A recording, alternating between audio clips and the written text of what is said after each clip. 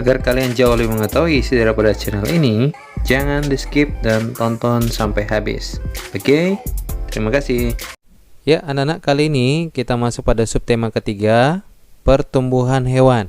Ya, pagi ini kita masuk pada pembelajaran pertama dengan muatan pelajaran bahasa Indonesia dan muatan pelajaran seni budaya dan keterampilan. Oke.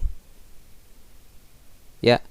Adapun anak-anak, setelah kalian mempelajari video pembelajaran ini, kalian diharapkan pertama dapat menjelaskan ciri-ciri hewan menggunakan kosakata yang tepat. Kedua, kalian dapat menceritakan ciri-ciri hewan dengan menggunakan kosakata yang tepat. Dan yang ketiga, kalian dapat mengidentifikasi unsur-unsur dalam gambar dekoratif. Dan yang keempat, kalian dapat membuat karya dekoratif berbentuk gambar kupu-kupu dan mewarnainya. Oke, kosakata dan teks tentang ciri-ciri hewan. Anak-anak, kalian masih ingat apa pengertian daripada makhluk hidup? Ya, tentu ya, bahwa makhluk hidup adalah manusia, hewan, dan tumbuhan yang dapat mengalami pertumbuhan dan perkembangan serta berkembang biak. Ya, kalau pada manusia dia mengalami pertumbuhan itu bertambah tinggi, ya, tinggi dan berat. Sedangkan kalau perkembangan yang dialami pada manusia adalah pertama sebagai manusia belajar untuk merangkak, ya, kemudian berdiri, lalu berjalan. Nah, itu ya, itu namanya proses perkembangan, ya. Pertumbuhan dan perkembangan anak-anak ingat bahwa berbeda, ya. Bertumbuh adalah bertambah tinggi dan besar, sedangkan berkembang adalah proses kematangan daripada organ-organ tubuh kita, ya. Kemudian kalau pada hewan sama, ya, dia dapat bertambah tinggi juga dan bertambah besar, ya, dan bertambah beratnya. Lalu perkembangannya juga sama. Kemudian tumbuhan juga sama seperti itu, ya. Namun yang membedakan adalah ada di perkembangbiakannya, ya. Kalau pada manusia berkembang biak dengan cara melahirkan, hewan ada dengan cara bertelur melahirkan, ada dengan melahirkan, ada dengan cara bertelur, ya. Kemudian kalau pada tumbuhan ada, kemarin kita sudah pelajari dengan biji, dengan bertunas, dengan sutek batang, okulasi dan sebagainya, ya anak-anak.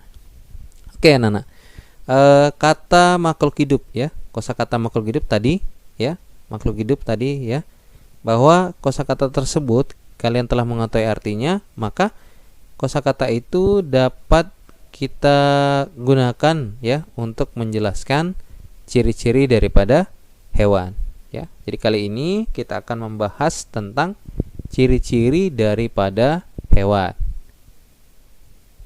Nah, anak-anak, kalian bisa lihat di sini ada gambar hewan bebek dan hewan ayam, ya. Kedua hewan ini, ya, adalah makhluk hidup, ya, adalah makhluk hidup yang memiliki persamaan dan perbedaan. Jadi kali ini kita akan membahas tentang persamaan dan perbedaan ciri hewan yang ada di sekitar kita.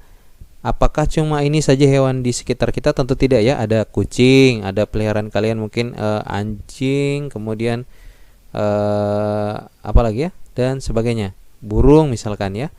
Ada banyak. Nanti kita akan pelajari lebih lanjut, oke? Ya anak-anak, di sekitar kita, ya, di sekitar kita terdapat berbagai banyak jenis hewan, ya, berbagai macam jenis hewan. Ada hewan yang memiliki persamaan ciri-ciri, contohnya, ya, ayam dan bebek.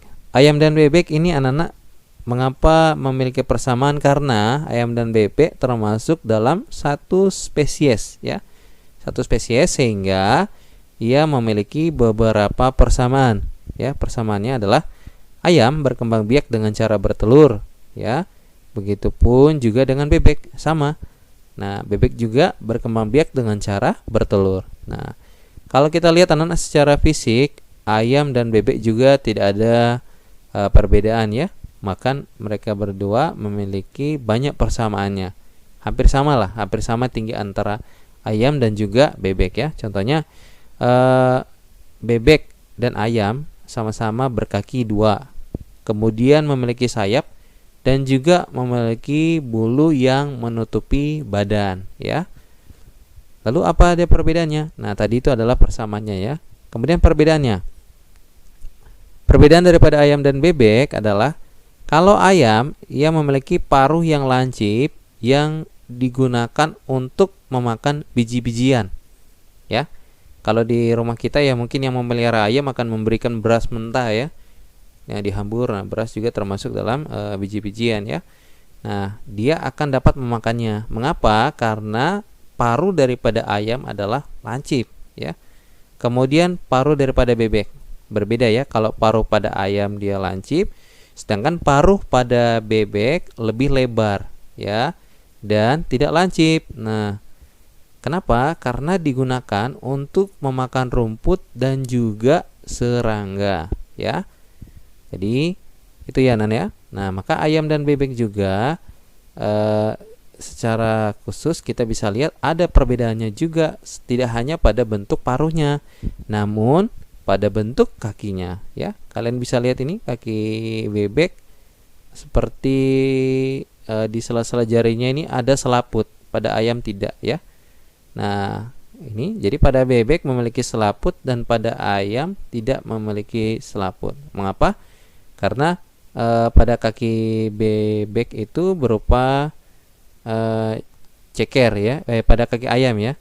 Jadi pada kaki ayam itu dia berupa ceker. Ceker ini digunakan untuk cakar-cakar tanah, ya. Cakar-cakar tanah. Siapa tahu ada hewan-hewan yang dapat dia makan, ya. Kemudian kalau pada bebek itu kakinya berselaput. Nah, tujuannya apa? Tujuannya adalah supaya bebek bisa beraktivitas di tempat yang dia dapat mencari makan, ya. Bebek biasanya suka di tempat yang berair atau berlumpur. Nah, maka Tuhan menciptakan dia memiliki kaki yang berselaput. Agar apa? Dia mudah untuk berjalan di lumpur, ya. Kemudian pada ayam memiliki cakar atau ceker, ya, yang tidak berselaput agar dia lebih mudah untuk mencari makan di permukaan yang tidak berlumpur, ya. Artinya bahwa pada permukaan tanah, ya. Ayam dan bebek memiliki banyak persamaan dan juga perbedaan. Jadi anak-anak, itu adalah kedua contoh persamaan dan perbedaan hewan yang ada di sekitar kita. Persamaan dan perbedaan hewan di sekitar kita itu anak-anak ada banyak, ya. Ada banyak dan pasti setelah kalian melihat dan mendengar apa yang Pak Guru sampaikan ini, kalian akan bisa menguraikan berbagai bentuk persamaan dan perbedaan ciri hewan yang ada di sekitar lingkungan kalian, ya. Oke, sebagai bentuk pendalaman kepada kalian, Pak Guru memberikan penugasan, ya. Tugas yang pertama adalah kalian jelaskan ciri-ciri ayam dan bebek berdasarkan teks tersebut, ya. Teks yang telah tadi Pak Guru bacakan. Yang kedua, ceritakan persamaan dan perbedaan ayam dan bebek. Kemudian yang ketiga, ceritakan ciri hewan lain yang pernah kalian jumpai. Ceritakan persamaan dan perbedaan hewan tersebut. Kemudian ceritakan menggunakan kosakata yang sudah kamu ketahui. Oke, ya anak-anak. Oke, nah kita melangkah pada muatan pembelajaran seni budaya dan prakarya atau SBDP, ya. Kali ini kita akan mempelajari tentang unsur-unsur dalam gambar dekoratif. Ya, anak-anak, gambar dekoratif adalah gambar hiasan dari gabungan beberapa bentuk motif dengan komposisi warna yang indah. Gambar dekoratif dapat ditemukan pada karya seni rupa Nusantara dengan corak tradisional. Gambar dekoratif tersebut dapat ditemukan pada kain tradisional seperti batik atau kain tapis dan pada guci. Ada beberapa unsur di dalam gambar dekoratif, yaitu garis, bentuk, dan warnanya. Oke, ya anak-anak. Garis yang digunakan dalam gambar dekoratif anak-anak ada bermacam-macam, ya. Ini adalah contohnya. Ya. Seperti ini namanya adalah pada gambar dekoratif adalah garis horizontal. Sedangkan yang berbentuk seperti ini adalah garis lengkung setengah, ya. Kemudian yang berbentuk seperti ini adalah garis zigzag. Kemudian yang berbentuk seperti ini adalah garis gelombang. Oke ya. Ini adalah bentuk garis yang digunakan dalam unsur gambar dekoratif ya. Kemudian ini adalah bentuk yang digunakan dalam gambar dekoratif juga bermacam-macam. Ada yang berbentuk persegi panjang, ada yang berbentuk persegi, lingkaran, dan setengah lingkaran, segitiga, dan juga bola ketupat. Nah ini ya contoh anak-anak. Ini adalah bentuk persegi ya. Kemudian ini adalah bentuk lingkaran. Ini adalah berbentuk persegi panjang dan juga segitiga serta bola ketupat. Oke ya. Jadi unsur lainnya yang tidak kalah penting dalam sebuah gambar dekoratif adalah tidak hanya garis ya, garis tadi ini ya, tidak hanya garis horizontal, garis lengkung setengah, garis zigzag, garis gelombang ya. Tidak hanya bentuk ya, tidak hanya bentuk persegi, lingkaran, persegi panjang, segitiga, bola ketupat, bahkan bisa setengah lingkaran. Nah ya. Dan yang paling utama juga adalah warna ya. Jadi warna dalam gambar dekoratif sendiri adalah